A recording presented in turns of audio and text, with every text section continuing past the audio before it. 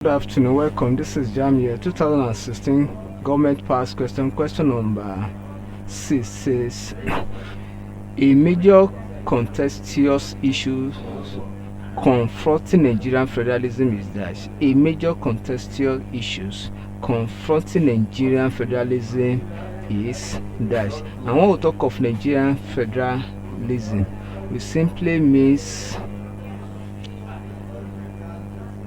the central government, then state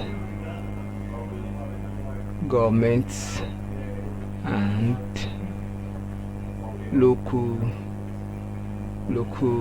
governments. So option A says poverty, B say education, C say health care delivery, they say revenue allocation. So the major contextual issue means problem.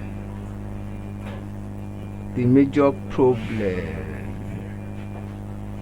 confronting Nigerian federalism is revenue allocation among these three levels of government. So option D is correct. Thank you, and ensure you subscribe for more videos.